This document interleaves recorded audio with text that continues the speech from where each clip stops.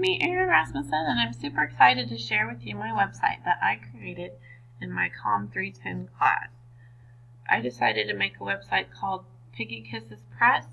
The idea behind my website is that I graduated from the Children's Institute of Literature, and sometimes people are excited to send in submissions that they want their books published, but they don't even spell check them or make sure they look professional. And sometimes they don't even pay attention to the publisher. Maybe they're not even looking for that type of story or that age range. And so my idea is to help them make their work more professional so that they can present it and hopefully get it published. So I'd like to give you a quick tour of my website.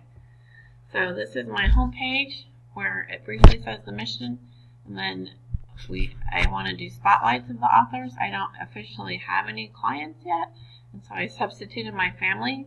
They're pretending that they're famous authors for me, and I just did borders around them and did little bios, and then at the bottom I put the photographer, and I was excited. I actually put this little Facebook thing on here, and I found Facebook, YouTube, all the social media channels, they actually have official social media link images that they would like you to use, and so that's the official Facebook image. I was pretty excited about that.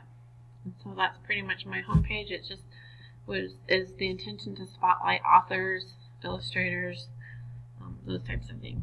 So my about page is got a picture of Penelope. Originally, when I had the idea, I wanted to call it Camel Kisses Press, but one day when I was outside, she kind of nuzzled my leg a little bit, and I was like, oh, I should call it Piggy Kisses Press, and so that's why I went with that.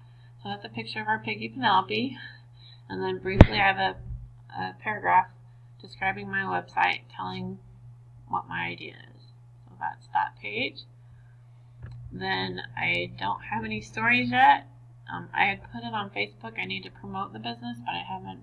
I've been designing the website and stuff, so I need to work on that. But this is a story this was one of my assignments that I did while I was attending the Children's Institute of Literature, and it's a story called Zoo Picnic. And so I put all the P quotes and all the Q quotes, the Q tags and P tags and block quotes. And so it was a lot of work.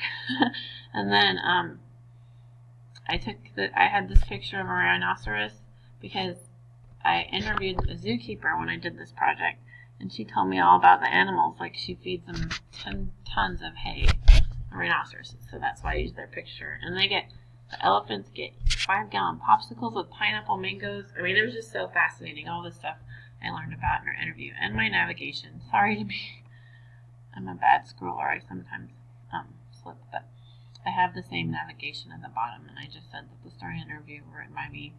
Okay. Then I have my apply page where they can actually this is the instruction paragraphs, and then they can actually fill out their information, and then they can just copy and paste their story in here, and so we can edit it that way.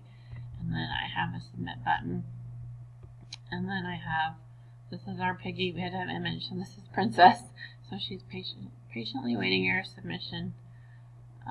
It was so funny. I could not figure out for the longest time. Every time I hovered over this, it kept being gray, and I could not figure it out.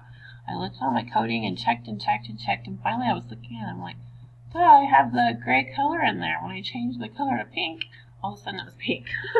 So anyway, this is my contact page. I had looked for cool contact pages, and I saw one that had a big hello, so I did a big hello, questions, thoughts, comments, and then I have the pink around the box, and then that's the same thing. And then I have the practice. There's my practice with my BYU stuff in it. And then here is my style guide. And so I actually kind of went in and I put my original stuff, and then I went and put how I changed it, because I changed everything. It was different. It seemed almost like than I thought it would originally be. And so I went in and changed all that stuff. So that is my style guide and things. So my headings, I went back and changed everything. So that's kind of an overview of my website. I went with the pink because it was Piggy related, and I like the black, how they contrast, and I like the subtle of the gray. I really liked how the light gray went with the dark gray, and I like how I added the border. I wasn't going to do that, but it just made it more sharp. The hardest thing I think was making everything work right. I could not figure out, like I would get stuck on something forever, and it turned out it was just I had extra space because the way my document saved, it had saved to the next line in the little folder. When I copy and paste, I'm like, oh my goodness, there's a space in there. So the hardest part was making everything work right and not making everything function. And the best part was when everything worked. It was so awesome. So I've learned a whole ton of a lot, and I just feel like I'm more confident because I feel I can kind of fix things myself.